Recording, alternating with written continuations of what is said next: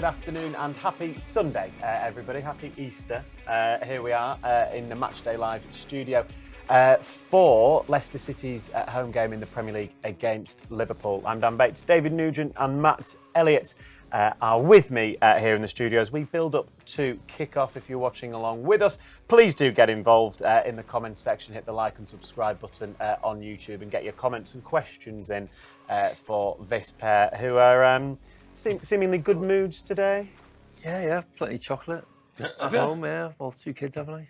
Don't get any on those white trousers. No, creamies, aren't they? Yeah, a lot of chocolate this morning for breakfast. Yeah, I'm an 11-year-old. the one day of the year that old, you'll allow that. Yeah, it's not like you, mate. I know. It was but, fit and healthy. Yeah, I took the dog for a walk, so I'll burn it off. That is surprising. You've had chocolate and I haven't. Yeah. That's a lie. Something going on. You've had someone else. But no, I've been behaving today. I'm gonna have a big lunch up later. But anyway, yeah, no. Well, you got to try and be bright and breezy, Bates. You know, obviously the football side of things is not very illuminating, is it? But there's more to life than just football. You got to. Granddad again. Well. Oh, Granddad again, exactly. Yeah, exactly. Talk about more to life than football. Granddad. Yep, my daughter had her 3rd child, my 4th grandchild. Congratulations. Friday morning for you. Congratulations. Thank you very much. More Easter eggs for me to buy. Yeah, and look at you here 2 days later. The commitment that you have to us is Trojans. Top level, mate. Top level. Jake Cox is joining us on YouTube. He says, "Come on, you Blues." He also predicts a 2-1 win for Leicester today, as does Toxic WR. He says 2-1 to LCFC. Let's hope that you guys are right. Listen, we know what the permutations are today. There's no getting away from that. Leicester need to win the game, otherwise they are relegated back to the Championship. Presumably that is the message then in the dressing room. It's just go out there and win this game today. Yes, well, we have to. That's the end question. You know, obviously we're coming off a decent result away from home against Brighton. You know, unlucky with the 2 penalties. I know they were pens, but you know, to score 2 goals away from Brighton and come away with a point, we'd be happy. But obviously, Liverpool, obviously going to win the league. Can't win it today, obviously, because Arsenal are winning, so that's probably a good thing. But let's just have to go out there. It's a bit of momentum from last weekend. Try and carry on, score a few goals at home. That's what the fans want. Yeah, I think a lot of people will say, revenge story. I'd probably say, just give a good account of yourself, which I think he's been saying through the week. And, you try and grab positives where you can. Last week against Brighton, obvious reasons, scoring goals, a bit more of a spirited performance. Rode their luck extremely at times. But I think you probably just going into a game against the side of the might of Liverpool with what they've got to play for, hoping to just give a good account of yourselves, probably not enough. I think you need to set your targets even higher, really, whether they're realistic or not. Yeah. But I mean, just to try and motivate yourself, say, do you know what, lads, let's try and, I know it's too little too late, we know that, and it's going to be confirmed soon, isn't it? Because basically it's like a 31 goal difference, isn't it? That's keeping Leicester afloat at the moment. And in reality, that's not going to change.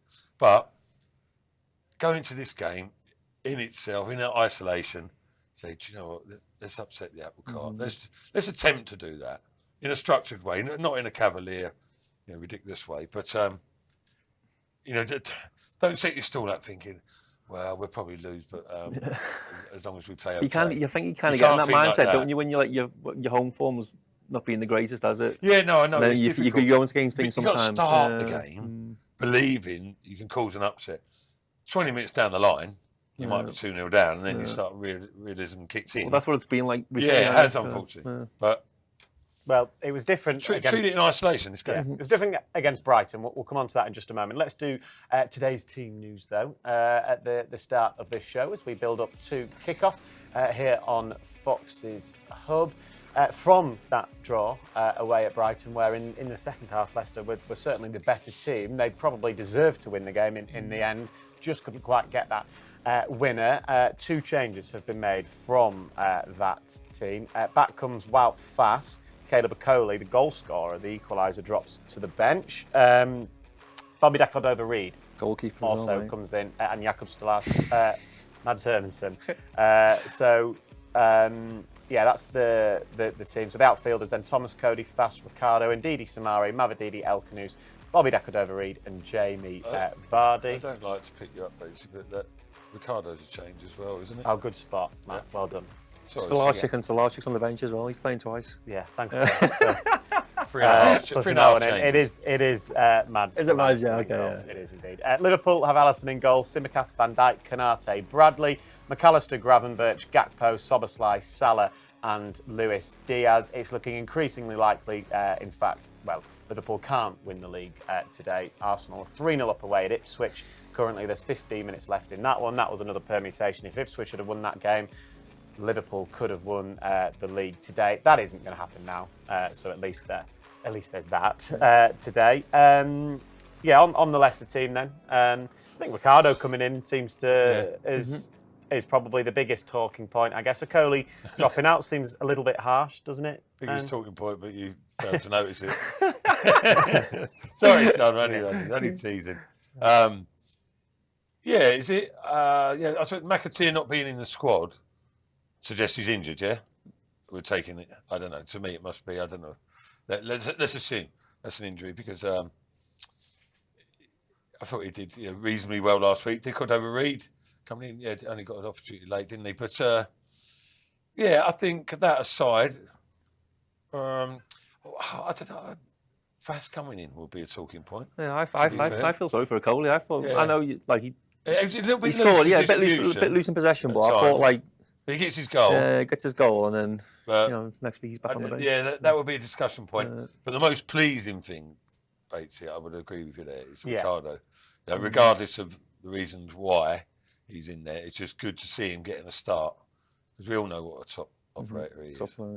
And just a top bloke as well. Yeah, Ricardo. So every time we've had him in. And here in the studio, every time we deal with him, he's one of those players that you want to see do really well. And he's had a lot of really rotten luck injury-wise as well. So, good luck to Ricardo today. I guess, Bobby Decordova-Reid coming in, Casey McAteer obviously dropping out. He looked bright, industrious, didn't he, against Brighton? I thought he was excellent. I think they're both two wingers, Mavididi and Casey. That was our outlet against Brighton, weren't it? Yeah. They're both willing runners going forward and backwards. And I think that caused Brighton a lot of problems. And now obviously Bobby gets his chance to come in today and do the same as Casey's been doing in the last game. So it's a chance for Bobby to come in and try and stake a claim for a spot. With Casey being out, Steffi just needs to carry on from last week. I thought he was probably our best player against Brighton. Causing problems all afternoon. Yeah, I mean Decordova-Reid, it's sort of when he has had an impact, it's tended to be from the bench, isn't it? Really. Can't remember too many games that he started that he's had a big influence on. So he needs to, if he wants to make his mark at Leicester City, he needs to improve on that, really. Otherwise, it's going to be bits and pieces for him, isn't it?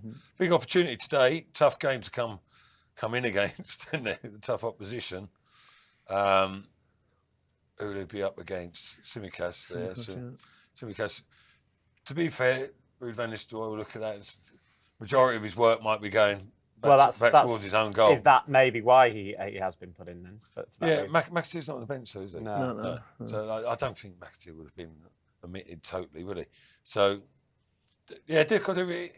he's willing. He's willing like that, isn't he? And he's very switched on in the defensive aspect. Got to pick and choose. Got to be a threat the other way, though, as well. Which he's capable of. Liverpool will give you chances as well. I think their fullbacks are going to push on a lot. Yeah. As they do. And, he's clever. I always found the bigger teams give you more chances to break on them. They put so many players forward to put you under pressure, and then they go.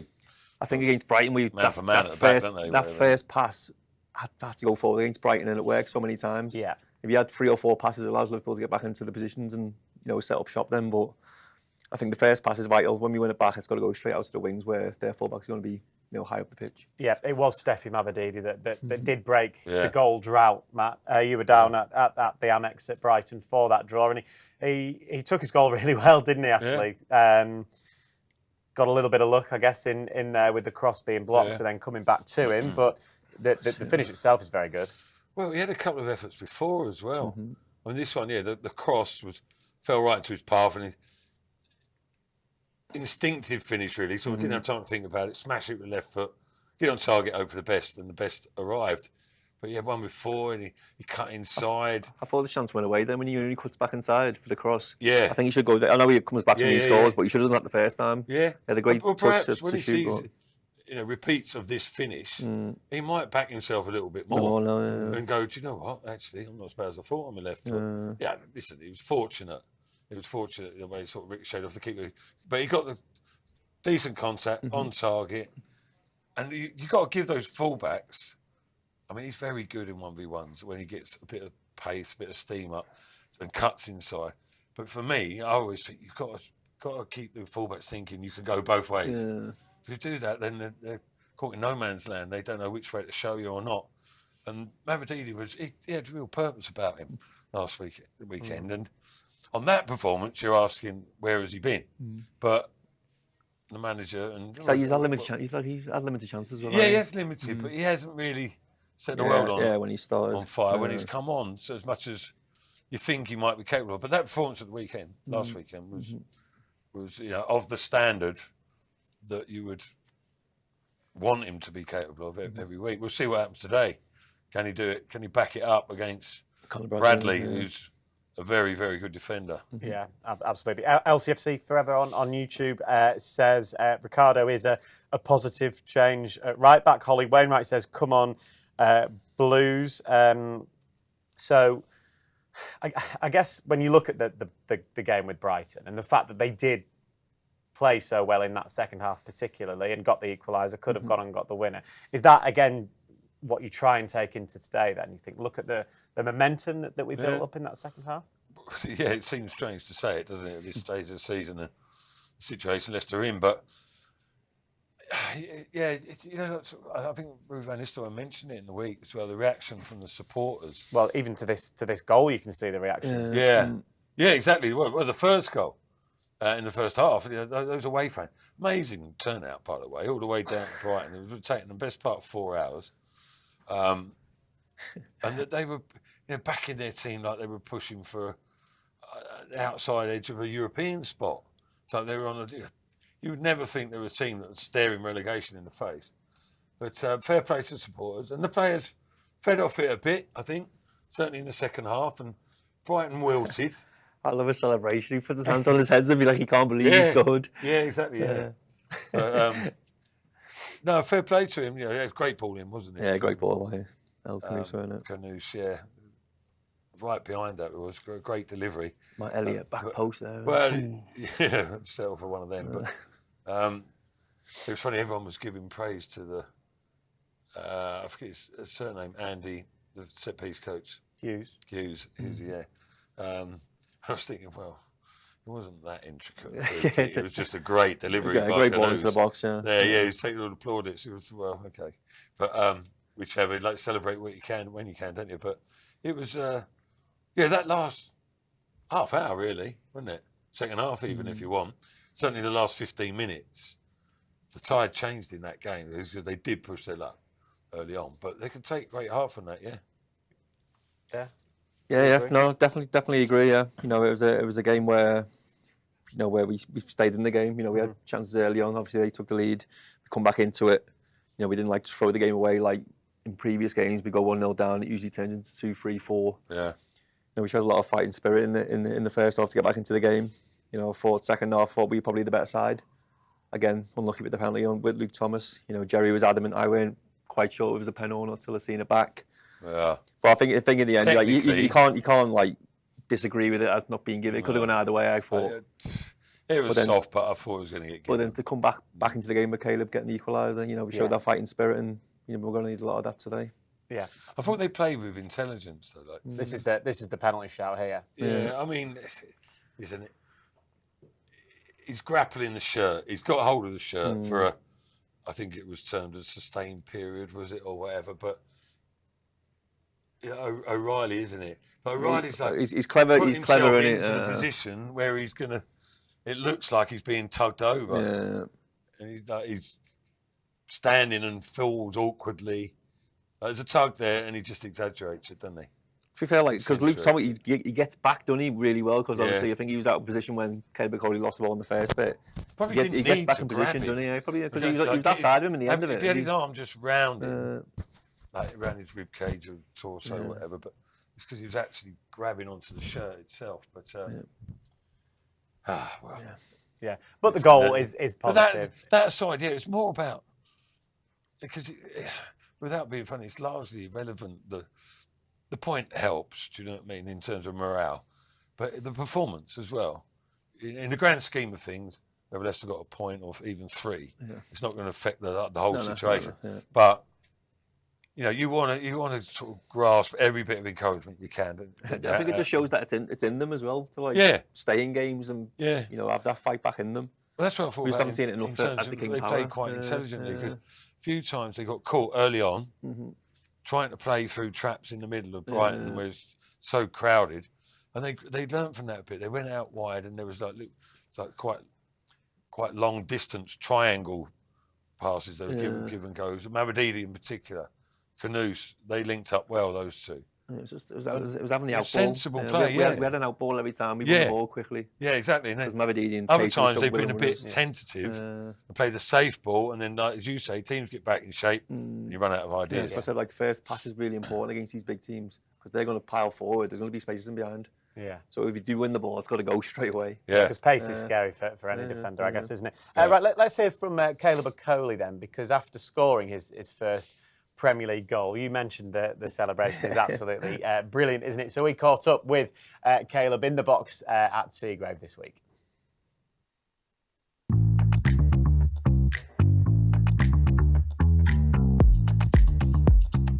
He swings it in brilliantly. Free header, 2-2.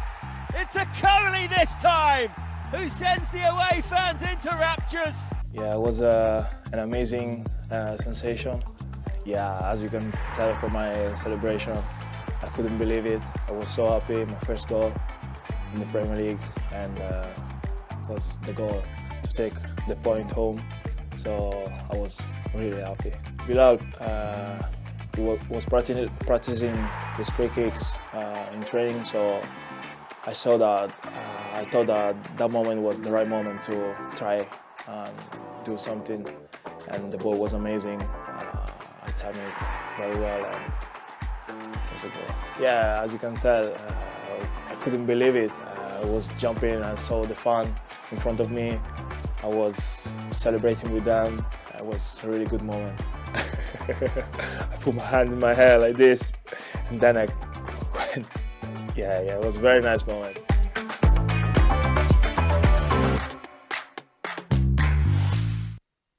That was Caleb Okoli there watching back his goal and his celebration, particularly Nugent. It was, he couldn't believe he scored. Maybe not couldn't believe he scored. It was like he was shocked that he actually scored a goal in the Premier League, and he's got his hands on his head going, "Oh, I can't believe it!" And then maybe surprised how easy it was. No one near him, was it? But then obviously he gets to celebrate with the Leicester fans behind the goal, and you could see the big grin on his face, how much it meant to him, and how much he wanted to score, and we've seen that in the celebration. So fair play to him. And we saw that from Steffi as well. To be fair, after his goal, Matt, the celebration, it clearly meant a lot. And there's away fans that you've already referenced made that journey all the way to Bayern, M1 closed, stuff like that. Well, it was certainly closed for you, but no one else. And they had that moment of euphoria, didn't they? They got the goal, and I think that was really good to see from both Steffi and from Caleb. Yeah, and individual sort of achievement stroke degree of relief as well for them. They both had indifferent seasons, shall we say. Okoli has done quite well, I think, at times, or done okay at times, for sure. But then he's had some rough moments. Mavididi, as we said, had limited opportunities. The season hasn't gone as they would have ideally planned. But as you have to, as professional footballers, you have to stick at it, dig in there, and turn things around, and things can come your way. And to a small degree, they did last week for both of them. Nice to see. Yeah, and it is good to see. And it clearly, you can see that despite the predicament and position that Leicester are in, there's no getting away from that. There's still a desire and a hunger. They did want to end that goal drought. They do want to keep picking up points, and they do care about playing for this club. Yeah, I don't really like they go into games wanting to not perform. I think a lot of that has to do with confidence. Yeah. Going into games when you get a run of losing, a lot of games on the bounce, and it does, you know, it tolls up on you, you know, and you go into games thinking, oh, we've got to try and get out this mess again, and then game by game it's getting worse and worse. But it just takes something like a goal like that, like a bit of luck off Mavridi's goal, where it takes a deflection, comes back to you, and you get your shot away and you score. We just got to do it at home. I think the home form, you know, has killed Leicester this season. You know, a lot of the games we've been out of the game in the first half, you know, and the fans, you know, see that, you know, the fans leave the game because they're not happy. But you know, against Liverpool today, we've got nothing to lose. You know, they're going for the league. We haven't got half a chance, but it's going to be tough no matter what against the team who's going to win the league. But just go out there and prove to the fans that you still care for the club and still want to play for the club and show a bit of fighting spirit. Yeah, and getting a home goal, I think, Matt, as well will be big, because it's been a while since one of those as well. Yeah, it is, I suppose. Well, it's never happened before, has it, for this long? Quite literally. Away from home, it's traditionally tougher, but at home, regardless of who you are, you expect to put up some sort of fight and make a contest of things, and it hasn't really happened. This is like where you should pick your most points up at home, really, like, even if it's just like huffing and puffing and staying in those games, but they haven't been able to do that. They haven't been able to do that really. Like you're saying, giving themselves, like today, with the best will in the world, they're not going to go and outplay Liverpool. We know that.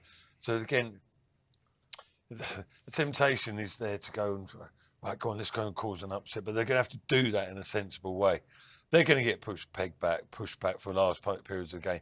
It's whether they can see that through and still be in the game. And you do have little periods. And perhaps on the back of last week, they'll have a little more belief as to actually, you know, we're not as blunted in attack as we thought we were. You know, we have got potential to even Liverpool in certain situations, but we'll see how it pans out. Alex on YouTube has commented, "Go Foxes." Pat thinks it will be 2-2, and EWS says, "I wish for a win." I think we all certainly wish for a It's amazing that supporters or listeners are as positive as they are. Now, fair play to them. Well done. Well done. That's great that the club has got that backing. But considering the situation, it's amazing what a half-decent performance can do, isn't it? Yeah. Well, on that, Matt, good segue. Thank you very much. You're because welcome. Ruud van Nistelrooy, the Leicester manager, of course, was speaking this week about that draw with Brighton and the momentum that can be built from particularly that second half performance.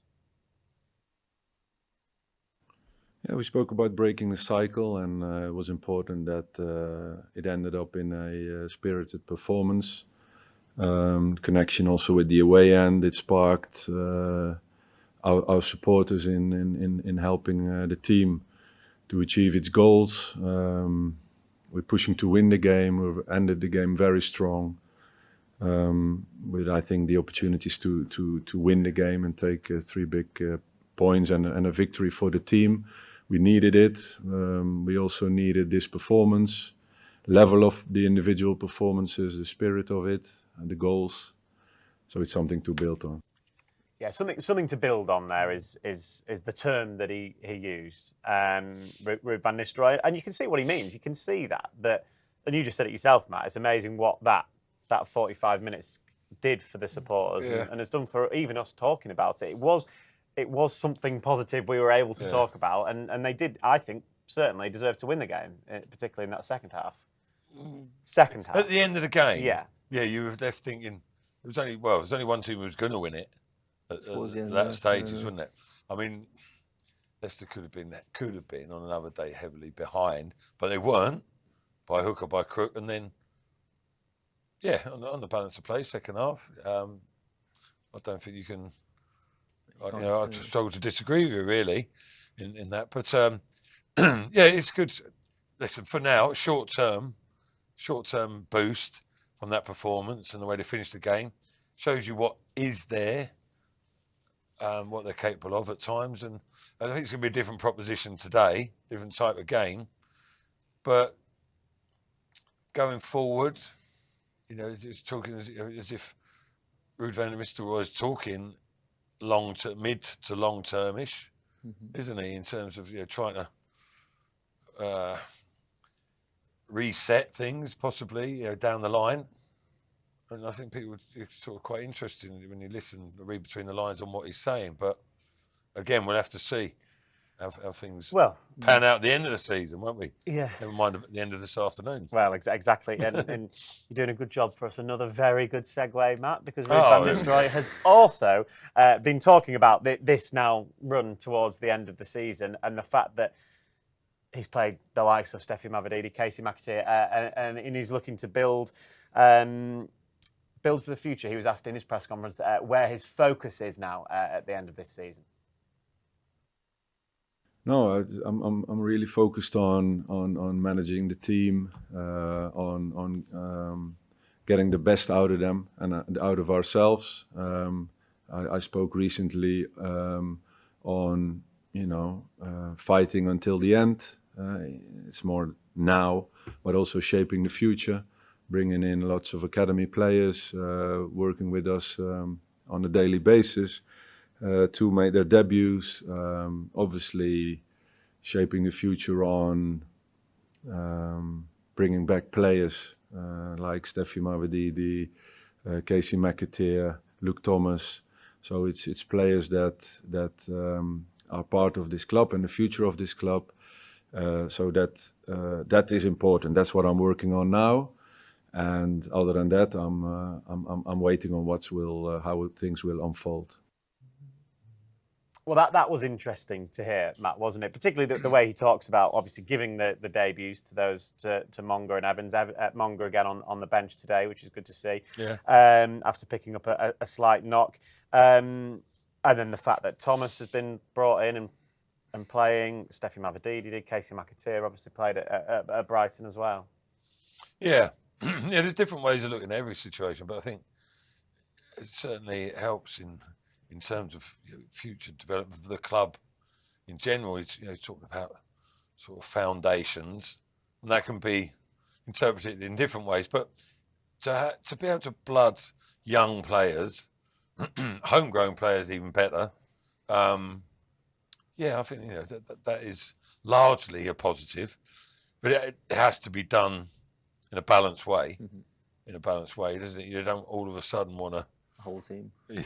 No, you don't, do you? Especially, with the next year on the horizon. But you need that blend. You need that blend, don't you? And I think a clever, astute manager will recognise that and be able to forge that. And whether or not that's Ruud van Nistelrooy next season, we're yet to find out, aren't we? But he seems to be talking along the line, doesn't he? And I suppose that's all he can say at the moment, isn't it? Really. I think these young players coming through as well. They know they've got a big part, next season. Yeah. For the start of obviously we don't want to really say it, but if results go wrong for us today, next season we could be playing in the Championship. So the like of Jake Evans, Jeremy Monga, Luke Thomas, Mavididi, these are going to be even Will Alves out on loan. He's seeing the chances. Ben Nelson as well. A lot of these players can come back and be like a catalyst for the club coming into the Championship. There will be, and there has been, understandably so, quite a lot of pessimism about the prospect of next season. Mm-hmm. I don't think it'll be quite as doom and gloom as everyone's initially thinking. I hope I'm right in that, but you pretty much can gauge where the club are going to be. Mm-hmm. But those players, there will be quite a few changes in the summer, whichever. But it doesn't have to be all negative. Yeah. But you've just mentioned a few reasons why not there. Mm. With those youngsters coming through. And because I think Luke Thomas come back into the team. I think he's done really well against some top quality players. Sometimes you need to look at the homegrown players when you're in a bit of trouble because they're the ones that are going to fight for the team even more if they're homegrown. They're young, they're energetic, they want to play for the club, and they show on the pitch that they care. Yeah. We've not seen enough of that. They just do it naturally, don't they? Naturally, they don't. Whereas some players, whether they admit it or not, play according to their situation a little bit. In terms of, their contract situation, don't they? Even they weigh it up a bit. Even like when I played, the first thing I thought about was working hard for the team. It wasn't about, I need to score a hat-trick. I need to help the team out as a player, not just me. Yeah. Like, work rate comes first for me. Like, if I close someone down... you can do those run around. And someone... Yeah, exactly, yeah. But if I could close someone down and win the ball back and give it to somebody else, I think I've done my job for the team. Yeah. You have to be like goals. it's about working as a team, and I don't think we've seen that enough. Yeah, but that was part of your natural, Yeah.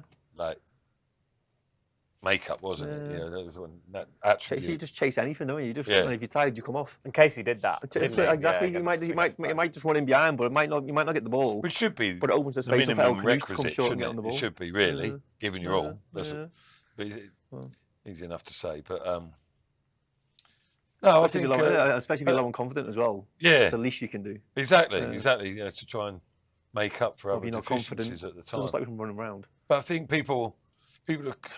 Listen, there's going to be a lot of disappointment, but there's a lot of scepticism and pessimism sort of about next season. But don't make some sort of judgments too early. I think see how things pan out, isn't it? We're always naturally, just by process of the position that we are always going to try and find the positives. But I don't think that it's actually a stretch to feel that. And you can see that there are these young players coming through, these players out on loan. Yeah. That those players particularly, they'll be looking and thinking, I've got a real chance then next season. But there's some sorting out to do, isn't there, for in other areas of the playing staff. But yeah, in terms of the younger generation coming through, Leicester are almost like one of the ideal clubs for youngsters coming through, really, because of the level they're at in terms of like size, finances. I'm not saying they're reliant on youngsters coming through, but the opportunity is always there, more so than some of the real big hitters. So, you know, and for that reason, they're relatively successful bringing people through. And when you're in the Championship, even more capability to come through and prove yourself as a player, and in turn rebuild that solidity about the team and the club as a whole as well as they go about it. As ever, you can listen to all of the action with us today on Fox's Hub. Our commentary team today consists of Jerry Taggart and John Dunn. Proper commentary team, that, Matt. John and Jerry. Why's he saying it like that? Just had to have a little one back here. Yeah. It's not my fault you can't read the team line up properly. Right, let's hear from... You've hurt him. Let's hear from John and Jerry, who've been chatting pitchside a little bit earlier here at King Power Stadium. Thank you, Dan. We are pitchside at King Power Stadium. Gorgeous bank holiday Sunday. We've managed to drag Jerry away from the pile of Easter eggs that he's received this morning. Another game back at King Power Stadium. It's a game against the champions-elect. Yeah.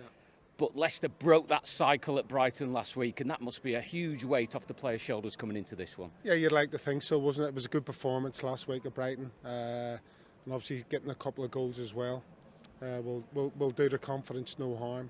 But obviously we're talking about a different kind of animal today in Liverpool, who are obviously trying, you know, to get the title done and dusted as quick as possible. But you know, good motivation for the players today.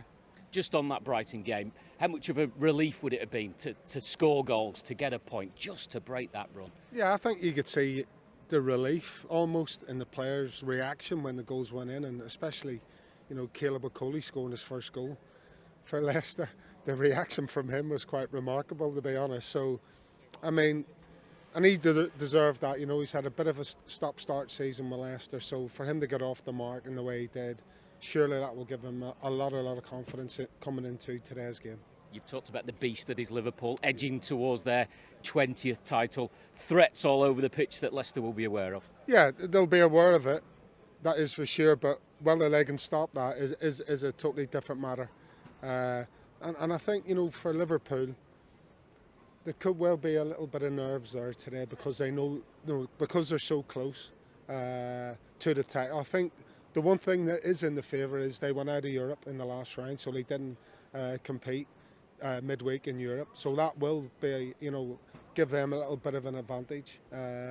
But you have to say that, you know, the big favourites to get something out of this game today. If you're a Leicester player, though, you're in the dressing room, you're looking at the champions-elect. That's got to be a bit of motivation to just try and get one over on them. Yeah, absolutely. And again, football's about momentum and confidence. And so coming into today's game, yes, they're playing against Liverpool, who are running away with the league at the moment. Yes, they know it's going to be a very hard game because of the attacking threats that Liverpool have in the attacking half of the pitch. But, you know, hopefully the players have taken a little bit of confidence and a little bit of momentum out of that game against Brighton. The team looked settled, it looked cohesive, coordinated for a lot of last week. Obviously done by 2 VAR penalties as well, and you'd like to think that one of them probably should have been overturned, if not both. So yeah, listen, there should be confidence and there should be a little bit of belief in that dressing room. Rude this week talking about just focusing on ourselves, focusing on Leicester, but also being realistic, talking about team selection. Will be a bit of focus on the future, and we might see more of the youngsters involved as well. Yeah, I mean, it's a great time to try and blood someone, and he's already done that. He's shown that with Jeremy Mungo coming into the team. Luke Thomas has come back into the side and done really well, and you have to give yourself a bit of a head start. Obviously after a disappointing season what Leicester have had, there's always a little chink of light, and the chink of light is those younger players, that younger talent that is on the verges of making a name for themselves in the first team. So why not? Why not give them an opportunity to come out and make a name for themselves? Me and Jerry will be heading up to the commentary box to provide comms on this afternoon's game, Leicester versus Liverpool. Before then, back to the studio and to you, Dan. Gerald. Lovely, John. Thank you very much for that. You can listen to John and Jerry in action on Fox's Hub if they've got full commentary of the 90 minutes for us. They're saying very similar things to what we've been saying, basically, about the taking heart from last week going into it. Does it change anything from an opposition point of view that Liverpool now can't win the league today? Is that something that would... No, I don't think on Leicester's point of view it doesn't. I think this is going to treat more like an away game for us. Like invite the pressure. I think this is what I would do anyway if I was manager. Okay. I'd invite the pressure, let Liverpool in, and then try and hit them on the break, like we did on the Ranieri, pretty much. No one expects it. Like just invite the pressure, let them come up the pitch, full-backs out of position. When we win the ball back, Bobby and Steffi just have to run and go. That first pass has to go out wide, because I think that's where we'll hurt them the most. Again, as they did against Brighton. Yeah, similar-ish, yeah.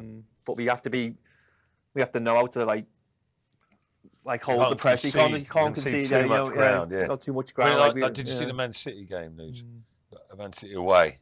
Leicester just came out and they just sat so deep. I'm not saying just sit on the edge of the box and wait, because eventually already, and it was just a plod from start to finish, really. But they didn't do that against Brighton, did they? No, they didn't. That's what I mean. That's what it needs to be like today. We need to find that first pass. Yeah. We sometimes they got in behind us, but we Mad saved it or they missed their chances. Yeah. But when they bombed forward or they tried to counter us and their fullbacks pushed on, when we won it back, we found no Canusa and then we went wide within 2 passes. Usually it's 1, 2, 3, 4. Oh, they're back in shape now. Yeah. That has to go there straight away. Exactly.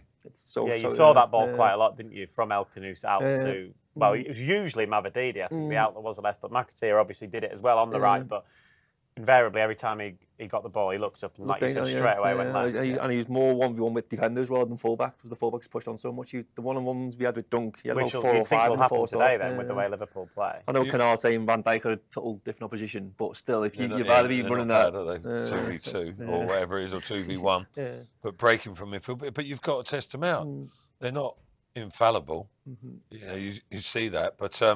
I think Canate will give you a chance as well. Obviously not so much Virgil, but I think Canate will give you a chance. Yeah, if you if you make that break, like you say, if they're ready to release themselves on the turnover behind the fullbacks, you get there, and then all of a sudden you get up the pitch a little bit, and your confidence can build at the touch, and you can. Yeah, it's got to be not brave. saying you can pop it around, but you can keep possession and sustain the attack. But listen, that's in an ideal world. I think that's the best that Leicester can hope for like that, and obviously capitalise when they have got the ball in attacking areas. But a lot easier said than done.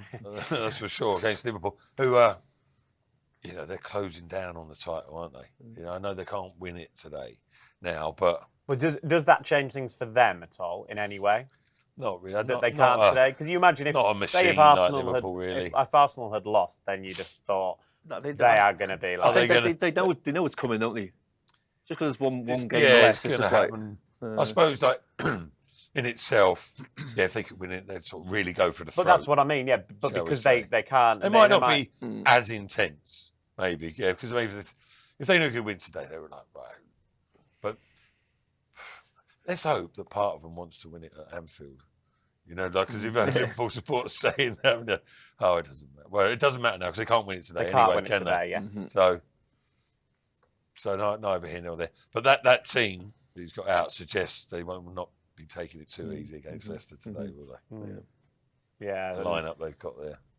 I guess because they're not playing for anything else now at this stage of the season either. They're not in any of the other competitions. Yeah. They're going to want to get it done as convincingly as possible, aren't they? Like you say, they're not holding back on anything else. That works against Leicester, unfortunately. Yeah, they've been obviously very good throughout the season. I mean, you look back at the Anfield game, and Leicester took the lead in that one and held Liverpool out till, I think it was literally the stroke of half-time. Gakpo cut in, scored a very good goal from the edge of the box. Was it Ayew scored, didn't he? Yeah, Ayew gave Leicester the lead, and then Gakpo scored just before the break. Had they been able to hold out till half-time, 1-0, you never know what might have happened there. But they did cause Liverpool some issues, and that was at Anfield, so they can definitely do so here today.